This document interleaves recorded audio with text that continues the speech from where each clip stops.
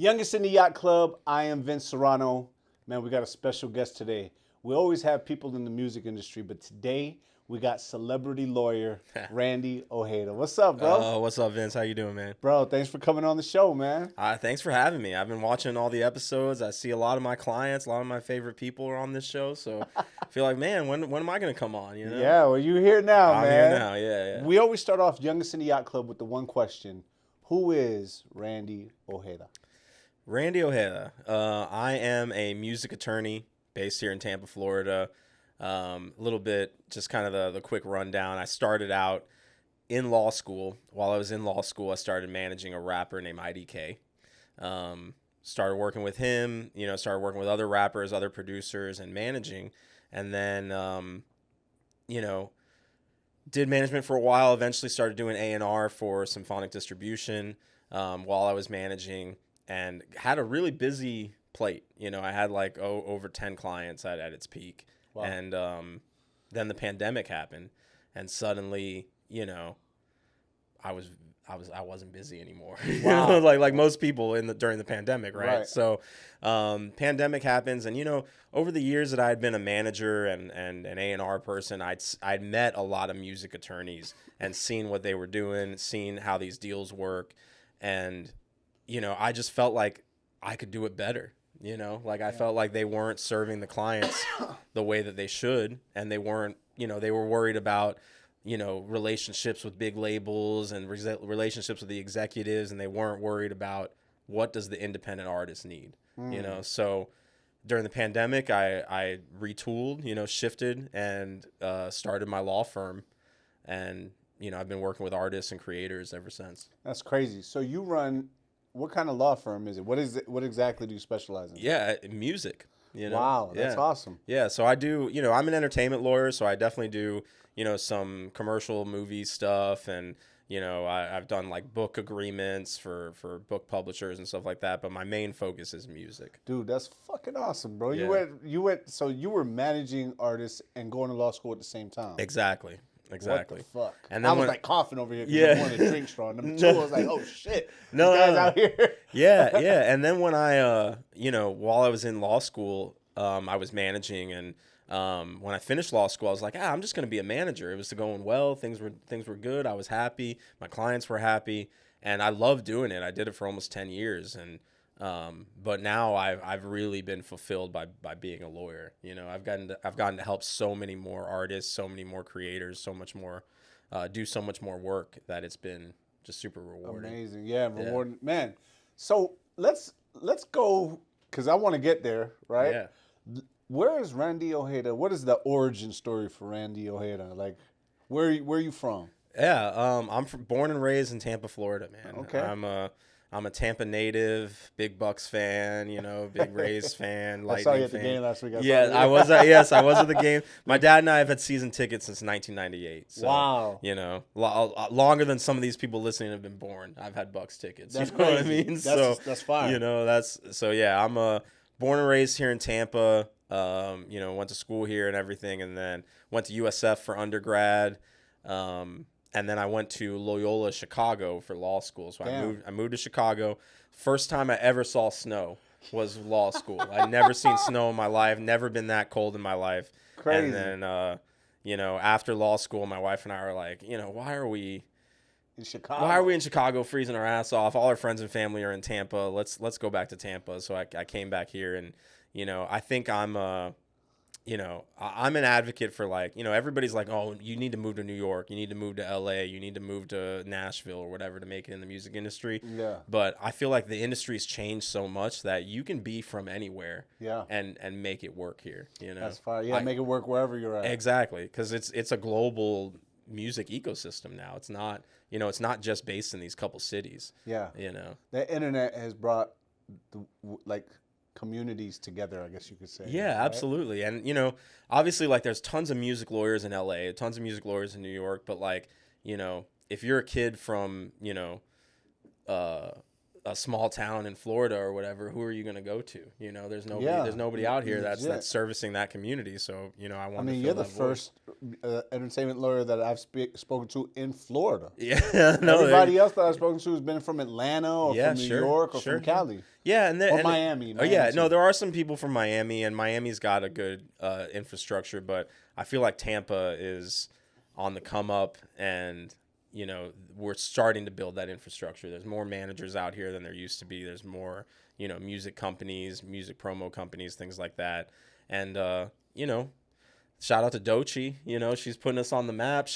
You know, she really said in that Grammy, yo, labels, come to Tampa. There's talent there. Like, she said that verbatim, you know, and I think labels have been doing that, you know, like literally the day after that Grammy speech, like I got calls from people from Alamo Records and people from Sony and people, you know, being like, hey, you're from Tampa, right? Tell us, you know, what's going on down there. And you know, I'm happy to serve. You know? That's awesome, man. Bro, you know I do music, right? I know.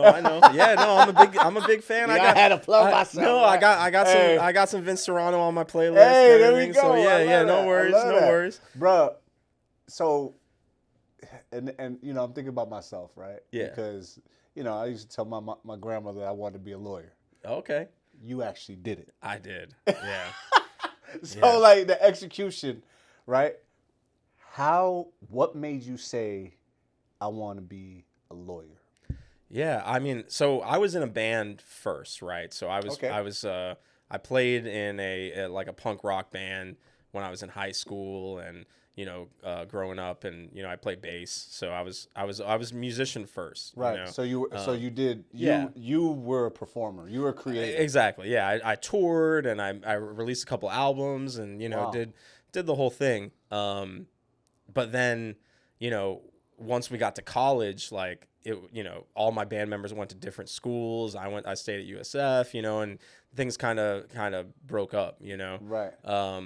So I just started focusing on school. You know, I was always a good student, always got good grades. So I was like, let me just focus on school. You know, I initially went to law school not to be a music lawyer, but just to be a lawyer. You know, Wow. I mean, like just to do. You know, I wanted to do like corporate law or business law or whatever. You know, thing that I could fall into, and what I fell into was music. That's you know, fire, bro. It's like, you know, you can take me out of the, you know, you can take the music out of me or whatever, but it's can't really can't take really me out go, of the music, can't take the music out of me. Exactly, that's what I want to say. You can't take me out of the music because I'll sue your ass. Yeah, true that. Yo, bro. That's so how did you? Because obviously you said it, like there's corporate law, there's like business law, litigation, there's like criminal law, there's you know, I'm familiar with the criminal law, right? Sure. Right? I had to hire a lawyer. Yeah. And you know, there's different types of law. How did you decide, like, you know what, I want to go into entertainment? Yeah, honestly, it was from my experience as a manager and an A&R person, and really, you know, just seeing what lawyers were doing and realizing that I could do the same thing, you know, and that my skill set works for this. And not only that, but it's just so necessary. You know, it's like in the music industry, you know, you got lots of managers, you got lots of, you know, A&R people, you got lots of people doing different things. There's not a lot of lawyers that are focused on music and not at the level that I want to be at, you know, because obviously if you're Drake or you're Taylor Swift or somebody like that, you got probably 10 lawyers, you know what I mean? But if you're Vince Serrano, you know, you're a local musician, you're coming up, you're building your team, you know, who are you going to call? You know? And there's not really anybody out there that's serving those independent artists. Yeah, me myself, I have one lawyer and now maybe two. You know what I'm saying? But what I'm saying is, like, you know, that one lawyer doesn't know everything. Of course, right? And he focuses on, you know, he was more in the business, corporate law. You know, and I had him look over my distribution agreement, and he has some experience, but right. But music is so specialized, and that's what I kept seeing over and over again. Is, you know, I would sign an artist to a distribution deal when I was at Symphonic, and they would have their friend look it over, and their friend does family law and divorces and stuff like that. Nothing to do with music. Right. And they would look over the deal and be like, yeah, it looks fine. And it's like, yeah, but do you really know, like, it's the law part is easy. So let me just put it that way. Like the actual laws around music are pretty simple, but it's knowing what's fair, what's right, and what's a good deal like that. And if you don't see these deals day in and day out, you're not gonna catch those things. Yeah, exactly. Yeah, no, I see it all the time because it's like, I have experience in I could tell you a little bit about like production, or I could tell you a little bit about solar, or I could tell you a little bit about cocaine, you know what I'm saying? Rap production, right? But I can't tell you shit about law. Right. You know what I'm saying? Or criminal law, I can tell you a little bit. Yeah, because but I can't tell you, I can only tell you based on, you're seeing these contracts day in, day out. You're like in there, like you're working primarily, your focus is with artists and with music. So you're the expert. I like to think so. Yeah, I mean, that's what they pay you the big bucks for. The medium bucks. Let's be real. Let's be real. What? Yeah. How is it like being a lawyer? Is it? I obviously you must be proud of yourself that you completed something that. Yeah. No, I mean, the day I passed the bar, I cried, because it was like, such a momentous occasion and something that, I'd been working towards most of my life, So I'm very proud doing what I do, but what makes me more proud is seeing the clients that I work with develop and, retain the money that they're supposed to retain, build the relationships that they want to build and do the music that they want to do. That's what really, motivates me. Bro, it's dope, man, because I feel like I'm getting like, obviously, man, like sitting down with you, just your time here is probably like $300 an hour. Yeah, something like that. Something like that. Yeah. So, don't worry, I'll send you a bill later. Don't invoice me. You say he's gonna invoice me, y'all.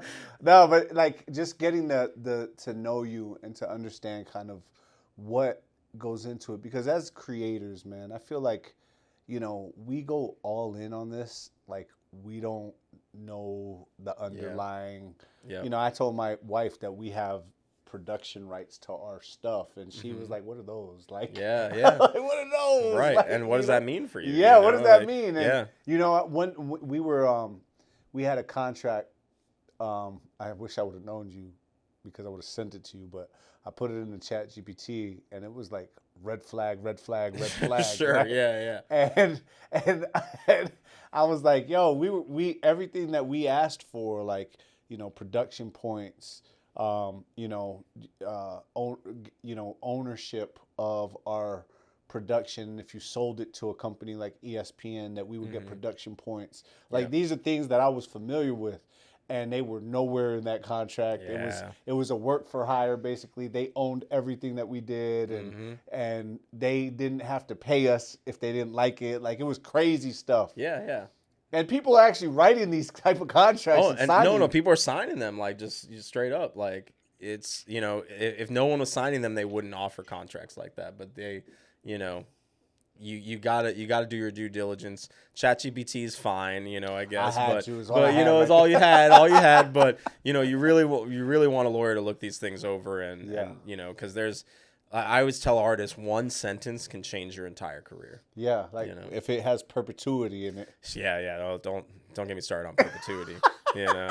But that's a curse word in my book, is perpetuity. Make sure you contact. If you're an artist, if you're a creator, make sure you contact Randy Ojeda, because that word, right? They're not gonna know. What does perpetuity mean? It means forever.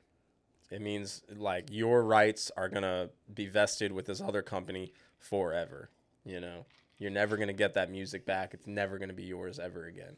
That's crazy. And the fact that there are people who are just like, okay, whatever. Yeah, because you see they throw out a big number for the advance, and you're like, oh, well, I'm gonna get a couple racks. Like, let me just sign over whatever, and that could be really, really damaging for you later. That's crazy. That's crazy. So I always tell artists too, it's like, nobody's going to fight harder than you at the end of the day. It's like, there's no manager, there's no label, there's nobody that is going to come out and save you from yourself. Like, you need to do this on your own in some ways. Like, obviously have a team, hire a lawyer, but at the end of the day, make sure, I'm the type of lawyer, like, I'll explain everything to you. Like, I'm not going to hide anything from you. Right. I'm going to be transparent and tell you exactly what's in your deal, what I think, and why.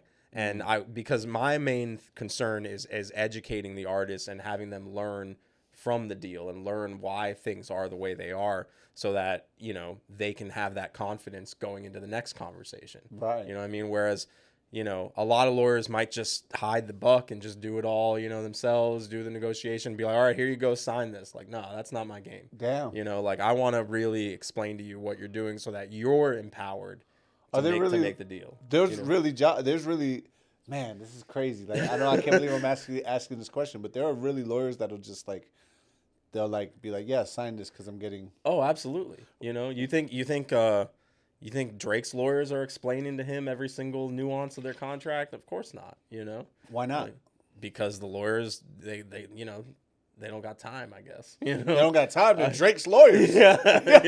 No, it's true. What the fuck? Yeah. But I'm just saying, like, I've seen, you know, and you hear horror stories about artists that they signed away tons of rights just because somebody put in front of them, said, sign this. They didn't bother checking it themselves, and they just signed it. Like, that's not my style. Like, I want you to know why things are the way they are. Yeah. You know?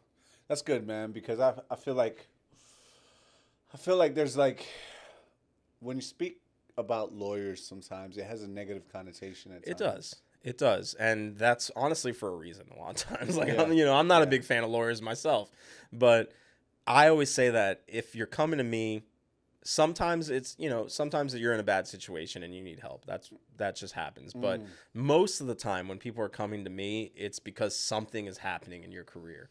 You're offered a contract, you're offered a deal, you know, one of your songs is taken off, whatever it is, you know, something is moving, and now you need that structure and that support to make sure that it moves in the right direction. So that's what I'm all about. I love that, man. Randy, it's dope speaking to you, because it's like we need to understand what we're looking at a lot of times, because like I said, man, you said it too. ChatGPT is cool, but it's not it. It's not. Yeah, and it makes a lot of mistakes. It does, right? You know. But it is funny because, like, now, you know, sometimes now with how popular ChatGPT is, like, I'll review a contract and, you know, my client will be like, well, I put it into ChatGPT and ChatGPT said this. And I'm like, well, which one of us has a law degree? Like, me or ChatGPT? It specifically says to get a lawyer, too. Yes, right at the yeah, end. it like, does. Hey, we're not a lawyer. Like, right. Yeah, so yeah. It's good that you know that, man, because, you know, I feel like it's very important. So I want to ask you a question. Do you ever have to pull up the belt and go beat an A on a company or anything like built to ask without invoking client privilege? Right.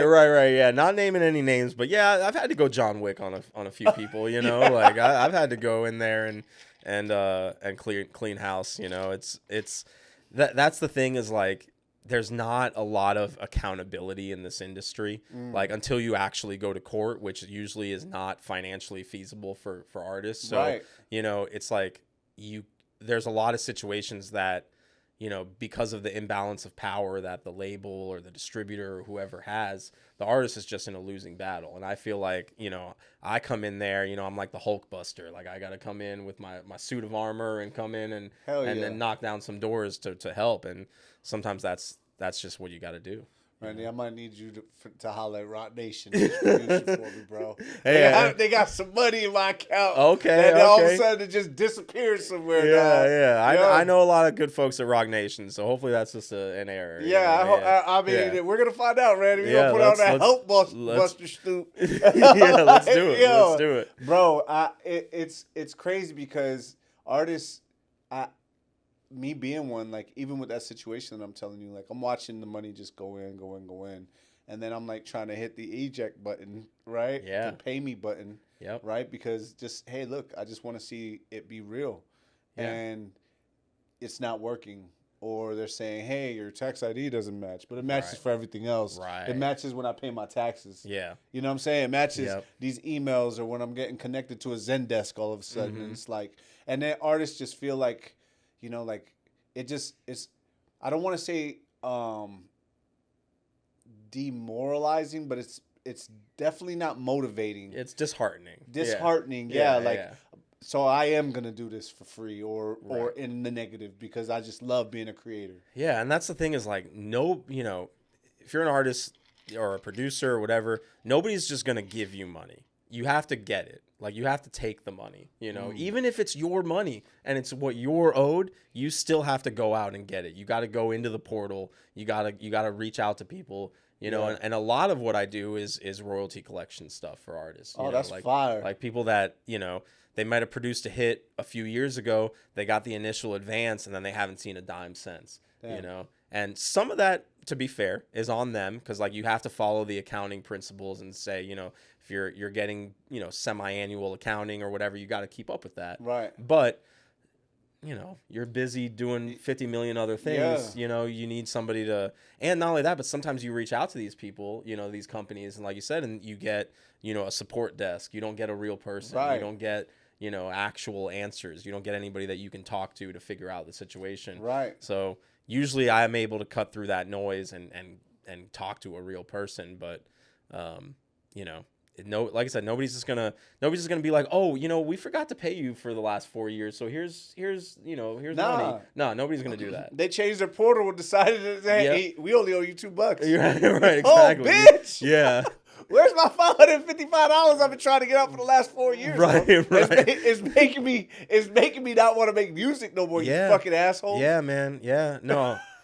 Oh man, I was talking to an artist the other day. They're, you know, I can't name names. They're a pretty big artist. They're on tour in Europe right now, and they were telling me, I was like, yo, let's, you know, like maybe like 6 months ago, they wanted me to shop their album for them, like their upcoming album, and they never sent me the album. So I was like, yo, man, like, what's up? What's up with the album? How's the tour going? You know, and he told me, like, dude, I don't know if I want to do this anymore, you know. And it's because he's like, man, everybody I meet is so fake, so full of shit. So, you know, it's like, it makes me not want to do this. It makes me just want to go, you know, work at Target again or whatever. Legit. You know, and I feel that, and that's what really bums me out is, like, you know, he's a talented artist, super good dude. He's working hard. He's on tour, and he's not getting anything out of it, you know? So how do we change the ecosystem, and how do we change it so that creators are really benefiting from putting in all the time and energy that goes into making a song, releasing a song, touring, and doing all the work, you know? Man. Like, I'm not saying what I do isn't hard work, or what, you know, what managers do isn't hard work, what labels do. You know, it's all work at the end of the day. But the artist is the one that works the hardest because you're making the music. You're the catalyst for all of this. Yeah. You know? It's almost kind of like, you know, my man Jerome actually played the song from Ice Cube. I think it was, what was the song?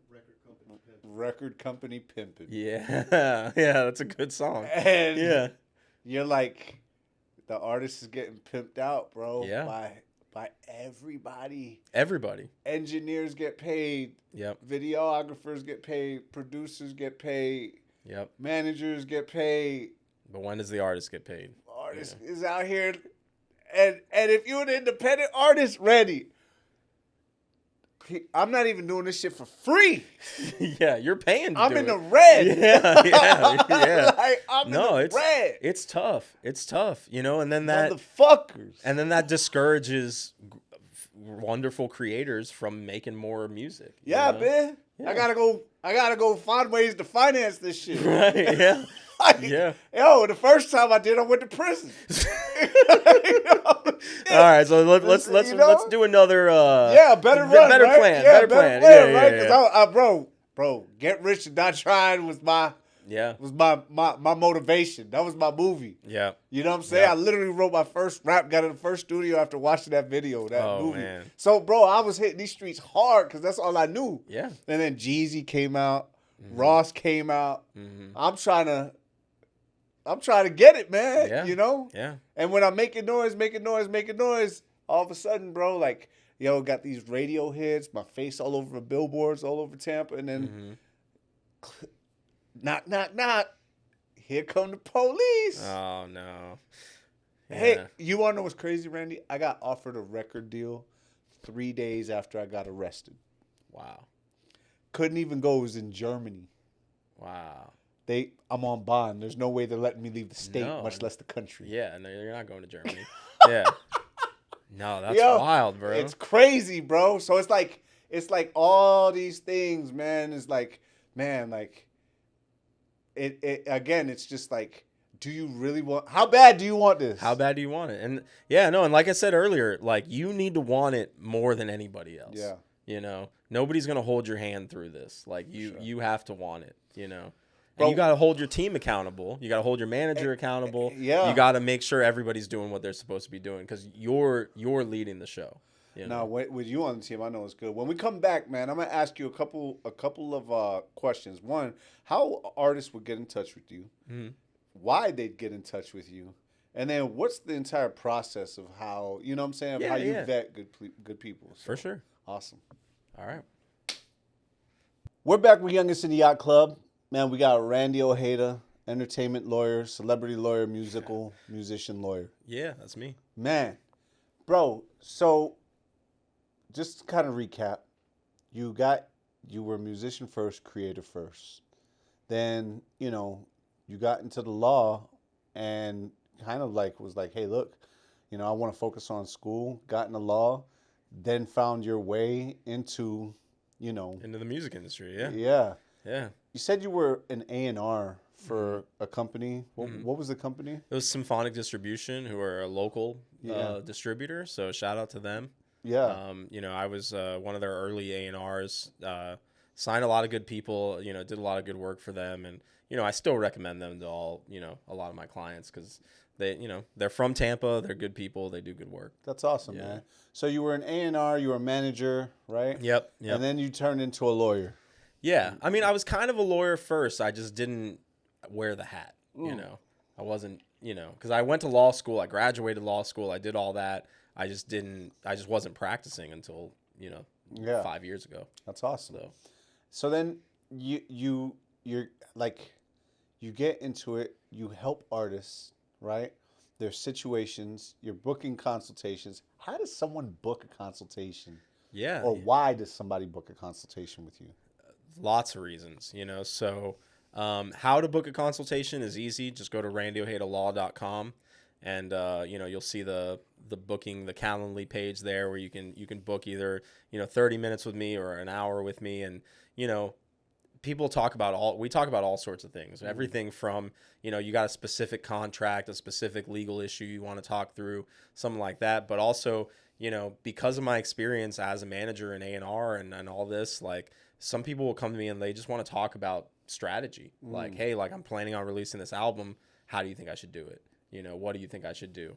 And I'll talk you through it. Like we'll figure out a game plan, and anybody that comes to me, like if I can put you in touch with the right people, I will, know, like I'm not shy about sharing my network if it makes sense, Damn, Randy, that's fire, bro. Yeah.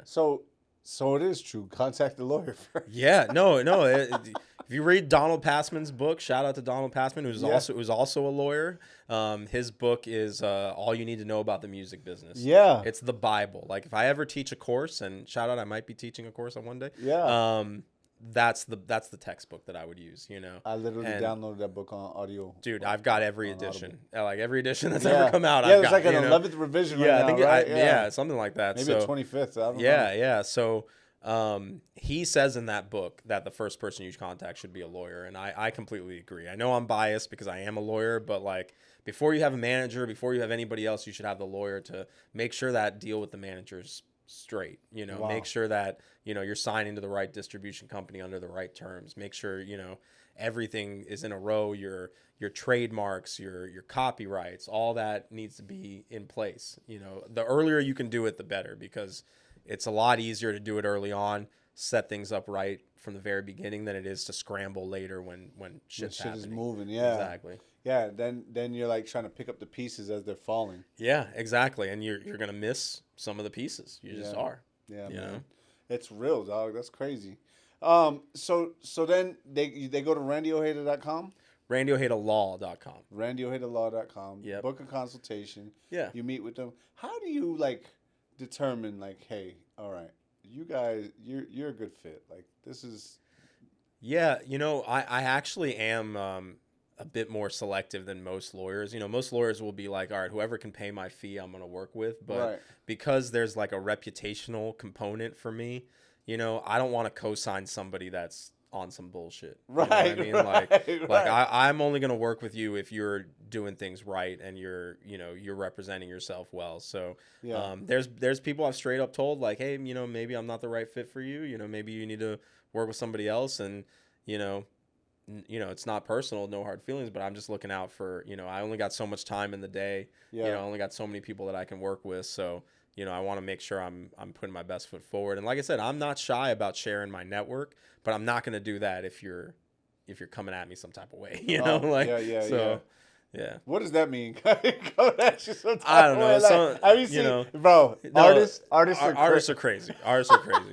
No, but the people that come to me and they're like, man, I want to sign a record deal and I want you to shop my record and I want to do this and blah, blah. And then I look and they got 10 monthly listeners. They've got 100 followers on Instagram. They haven't been promoting themselves. They haven't been, doing the basic steps that you should be doing to elevate yourself. Like I'm not going to get involved in that. Like if I want to like I said, in the last segment is like, nobody's going to work harder than you. So if I see that you're not working, then why am I going to work for you? Right. 1,000%. At least bro, you've been in A&R for a distribution company that wants to, like, they make money when people stream your shit, right? Of course. Yeah. Like, you got to make sure you know what to look for. Sure. Yeah. No, I mean, I can definitely see, and I've obviously been wrong before, and I've been surprised by people who awesome. who at first, they didn't seem like they had it, and then they turned it around. And I always,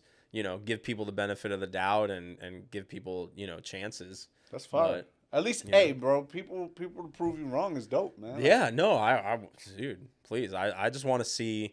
At the end of the day, I just want to see artists and producers and creators winning. I don't want all this money to go to the corporations and the big entities. I want it to stay with the independents. That's fire, bro, because I feel like a lot, again, man, artists get exploited, and so you want to see, you wanting to help people win is pretty dope, man. Yeah. But yeah, I'm very accessible. Like, so, I mean, you can, obviously contact me through my website, but also like I'm on Instagram, at real Randy Ojeda. Don't follow the fake Randy Ojeda. Follow the real Randy Ojeda. I'm on Instagram. I have a Discord community for artists and producers that anybody can join. So, shoot me a message on Instagram if you want to join the Discord community. We share a lot of tips and tricks. I give, not legal advice, but I give tips, and I share, different opportunities that come my way. So that's fine. There's a lot of ways you can contact me and get a hold of me. And, let's say you can't hire me, you could at least be part of the community and learn. That's exactly. fire, bro. Bro, you out here working harder than some artists. I'm leading by example, man. Yeah. I'm doing it, Yeah, that's fire, bro. That's dope. Because I feel like, like, I want to see somebody active. Like, I want to see somebody moving. I want to see, man. Well, as much as I can, like, I'm a studio rat. So, like, I love being in the studio. I love hanging out and, seeing the creations happen. So, like, if you want me to hang out with you, like, just be like, yo, pull up to the studio and I'll pull up. Oh, like, that's fine. I love that energy. I love that vibe and that newness. And, you're a creator at heart, man. I am. So I like to be part of it. I go to, probably 3 or 4 concerts a week, That's awesome. Like I'm in the community. What are you looking for when you go to those concerts? You just looking for a good time, or you just? Yeah. I mean, I want to see good music, of course. But that's the place where you really meet people, and that's kind of how I got into the scene when I was a bass player back in the day. Was just going to shows and meeting other people. It's like going to church. It's like you're meeting people with the same values, same interests as you. And even if the only thing you have in common is that you both like this one artist, like that's something. That's something to build off of and build relationships. That's fire, bro. It seems like you're really genuine, especially like within the creator community. And I practice what I preach. Like I say I'm for the independent artist because I truly really am for them. And I've seen a lot of like fakeness. Yo, I have a question to ask you. Yeah. And look, man, I may be the only one who saw this, and maybe I was tripping. Maybe I was high. Okay. Yeah. Bro, is the music industry gang related? Oof. It might be mafia related. Yeah. You know? Yeah. Like, I feel like, bro, yeah. I feel like when I was in New York, all these top tier record people Yeah. were like Bloods or Crips. Yeah. like what the hell? Yeah, I mean, Yo. I don't know the particulars, but there's definitely something behind it. There's something going on in the industry for sure. And is that because like it's just like, hey, look, this crew figured out a way to do it and they elevated, or Yeah, I think it's also kind of like what I was saying earlier. How there's not really like accountability for this stuff. Like, it's just unfortunately the music industry there's a lot of fraud. There's a lot of smoke and mirrors. There's a lot of like playing the shell game and moving the numbers around and stuff. Like that's just, it's just rampant through the industry. And it's because there's nobody who's holding people's feet to the fire and saying like, hey, you need like real accounting principles and you need to run this like a real business. Cause people are just out there getting money. Yeah. I mean, I looked at it at one point where it was like, oh man, like there's a little bit of water trickling from there. Let's build a little pipeline, you know? And it's like, if we can make the water come out even more, and we can get it from their bank account to ours, then, No, and a lot of times it's a like I said, I'm really big on empowerment and education for artists, and that's one of the issues is like, like my mom's Dominican. I have a lot of, family in the Dominican Republic. Yeah. And, Estamos somos paisano, que lo que. Que lo que. Hey.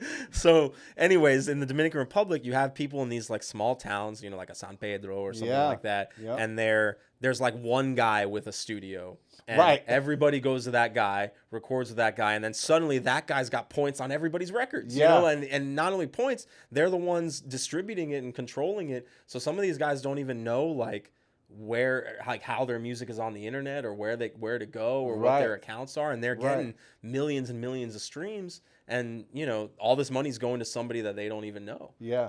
It's crazy. It is. But you know how many people I've seen, like artists I've seen like that? They're like, I'm like, I try to vet artists who come to me for features and stuff like that. Yeah. And they're like, oh man, yeah, I just let this guy put out my music. And it's like, what are you talking about? Yeah, like, why are you doing that? So how are you registering the music we're about to do? Right. They're not. Yeah, like, hold on, man. Like, is this song even gonna come out under you? Right. Like, is it even gonna come out under me? Like, or am I gonna be a name on it but no credits? Yeah. No, and it's, and it can be a really big problem. And, there's I don't want to throw him under the bus because I love the guy and, whatever, but I'm gonna shout out Tom G right here. Yeah. Tom G, he's been releasing music for so long in so many different formats that if you search Tom G, you'll find him. But if you search Tom G period, you'll find him. But if you search Tom period G or Tom dash G, like there's so many Tom G's. It's like, which one is the real one? Like who actually is taking, his catalog together, It's like crazy. So there's different Tom G's out there. There are. I mean, last time I checked, Yeah. So, damn. So Tom, call me and we'll figure this out for you. Like Tom, get on. You see the Lord tells you like, hey, bro. Yeah, we got to get this right. We got to get this right. And I know he's working on it. He's got a team that's been helping him do it. But that's just an example. Like that's just an example. Real shit. That's just an example. And it happens to a lot of other people, especially if you got unique names or you got a period in your name or a dash. Know what's crazy? All right, during that time I got arrested. I was going under the name Hunt, Hunt. Oh, yeah. Okay? Probably a lot of Hunts out there. Man, there were only one that did music at the time. When I went to prison, people started putting out music under Hunt left and right, bro. I bet. And it was crazy. And I was like, yo, I fucked up. That's why I picked Vince Serrano. Yeah. Because I was like, yo, that's my your name. I can trademark it. I can do all those things. Like, but... Bro, people were like, man, what happened to Hunt? It's like, yeah, Hunt, there's like 10 of them. It's like, exactly. Exactly. Like, there's like, I look up, bro, when I used to go on, remember Dat Piff? Oh, yeah. Dat Piff, I had Hunting Season Volume 1, 2, I had shit with Noodles, DJ Smalls, you know what I'm saying? All these people. Man, when I got out of prison 3 years later, I see Hunt, McLeod, some bullshit. Yeah. I'm like, oh man, I let these motherfuckers do me like this. Yeah, and it's Got there's watered down, man. it's crazy because like every song, right? So I'm gonna get into the weeds a little bit here, but like every song has an ISRC code, right? Right. Every release has a UPC code. Right. Artists on the writer side have what's called an IPI number, but there's no like distribution number, so like I could put out a song and say that Vince Serrano is on it, and you it's on you to deal with it, right? Like I there's nothing that you can do to stop me from releasing that song. That's crazy. Like then you have to come and make the takedown and fix it. Yo, I have a problem with that. Yeah. Right now. Yeah. Murdoch, I'm about to put a lawyer on you, Murdoch. Oh no. And you my guy, but I gotta do you dirty right now, dog. I gotta slide you through the mud, bruh. One of my dogs, he actually liked my post the other day of a song. He was like, but he put my name in some of the credits of his songs. Yeah. And now, when you look up Vince Serrano, because I was popular, some of his songs come up. There you go. That's exactly what I'm talking about. And it's fucking up my catalog, Murdoch. Yeah, no. That happens all the time. And with big artists, too. Like, people just throw, Future. Yeah, Future on there. And it's like, how do you know, my guy's named Future, too. And it's like, you got to, then it's on Future's team to deal with that. Like, I'm sure he's got people. I'm sure he's got people, yeah. Like, somebody like Future can handle it. Yeah, but like Futuristic might not be able to. Maybe not. Yeah. But yeah, that happens all the time. Murdoch, we gonna get that shit handled, bro. Stop putting my name on your songs, bro. Unless I'm on them, bro. Yeah, exactly. Put them on exactly. Or else you got to deal with me. Lagos is cool, but I'm not on there, bro. Okay. Yo, make sure you put that. You know what I'm saying? The one with me, you smarty, all crazy. You know what I'm saying? The ready, that one. Damn. I want to hear that one. That sounds dope. Bro, we got good songs, but I got on a TV show. I started getting a little motion, 100,000 views. Next thing you know, I'm like, yo, what's my man's whole catalog popping up when you put in my name? Right. He's like, bro, like what happened was. Yep. Yeah. That's how it goes, And it gets worse the more popular you get because people start coming out of the woodwork with stuff. Yeah, man. Like, it's fucking up my catalog numbers. Yeah. That's not good. Yo, I go on bands and I see how much money I make, and I gotta go in there and start subtracting. Yeah. Because I don't know if it's my song or not. Right. So I just need my accounting straight. Randy, if you could go back in time, to the young Randy Ojeda, what is a piece of advice that you would give your younger self? I think about this a lot, and I think the piece of advice I would give myself is to just, it sounds simple, but be outside. Like go to more events. Every time I'm like sitting at home, I'm like, I'm too tired to go out to this. Like I should have gone, because you only have one life to live, and you only have so much time on this earth. It's like, the more you're interacting with people in the real world, and not just on Instagram, not just on Facebook, those are all my best relationships. Those are all the people that are, helping me now in the industry are the people that I actually went out and met face to face, So, my advice to my younger self and to younger viewers is just be present in real situations and real moments. Like don't just live online, That's fire, bro. Yeah, because I feel like we do, like because it's on Instagram or because it's, on LinkedIn or because of Twitter or because of TikTok. Yeah. Like people actually think that's real life. Yeah, that's social. Yeah. Like, and that's it's actually antisocial, motherfuckers. It can be. Yeah. Like social media is not social. No, it's not. And it's a great way to connect with people, and social media has been very valuable for my career, but it's though. It's social media. Exactly. It's marketing. Yeah. It's it's a whole it's a show, it's not who you are. It's not real life, So, and that's the other thing that I would say to other people too, is like, if you see these people and they're balling out on Instagram, they might not be balling out in real life. Right. It could be a movie. It could be. Smoke and mirrors. Smoke and mirrors. And like I said, that's what the industry's built on, man. It's fraud, smoke, and mirrors. Bruh, I went to New York. I lived in New York for 5 years, man. And from 2014 to 2018, 18. Yeah. Like, that's for like 4 years. The beginning or the end of 2014, whatever, 4 to 5 years.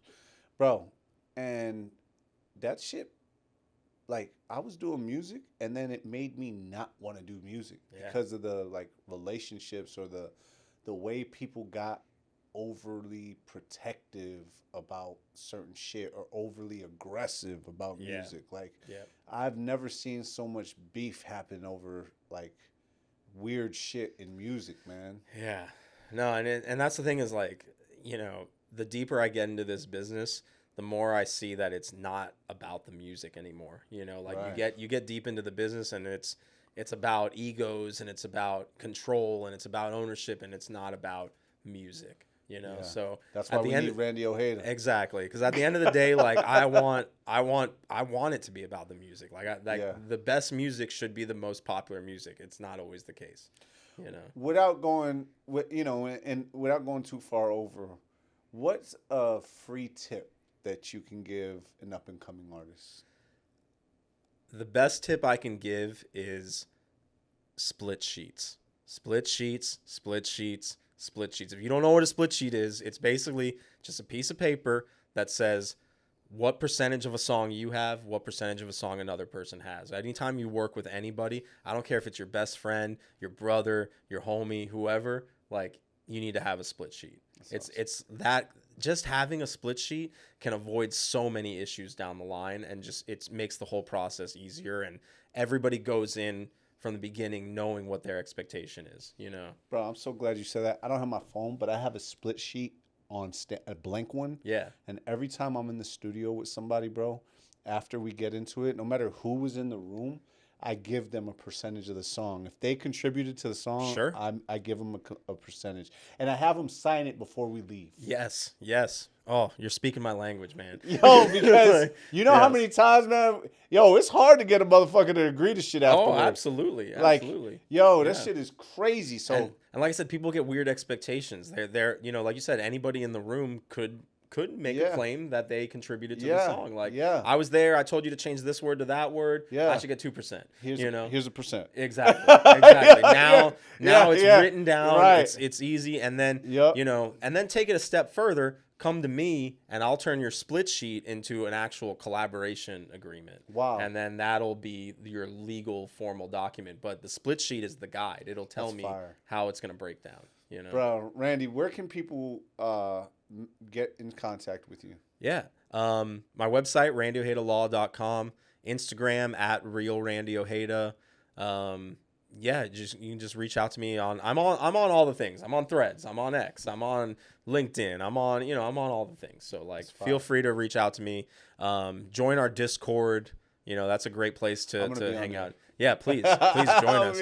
I do a thing on Discord called Office Hours, where I'll go live in the Discord channel for, you know, an hour or so, and people can just come in and ask questions, and that's fire. Play their music and stuff. So that's fucking fire, bro. So join us, man. Like, I'm all about building this community and strength in numbers, you know. Yeah. So facts. Yeah. Randy, man, this is a segment where I give you your flowers, bro, and I just wanted to tell you, man, like, just getting the hour here with you, man, like, you coming into the studio, giving us some, you know, being able to just talk to you and vibe with you, bro. I really appreciate how easy going you are, man. Know, you're chill. Yeah. You get some people off camera or on camera, they're fucking crazy. And then off camera, they're the coolest motherfuckers. Yeah. I'm like, I wanted to whoop your ass. But, like, you're cool. Or you know, like, man, that was not you. Like, you're just playing around, right? Yeah. But you are legit, genuine, but the same guy. I appreciate that. I mean, I'm, like I said, what you see is what you get. And I really do practice what I preach. Like, I don't just say this. If I was all about the money and I was greedy, like, I would just go and work for Morgan & Morgan or some bullshit. You know, like, I would do traffic accidents and divorces, but I do music because it's what I believe in, it's what I love, and it's my life. That's fire. Randy Ojeda, man, you already know. Make sure you go follow him, and also make sure y'all hit that like, comment, subscribe, share button, and turn on your notifications so that when we get people like Randy Ojeda, you guys will be notified on Youngest in the Yacht Club. You already know, I am Vince Serrano, Randy Ojeda. Thanks so much for having me, y'all. You know, please reach out. Awesome. And make sure y'all tune in.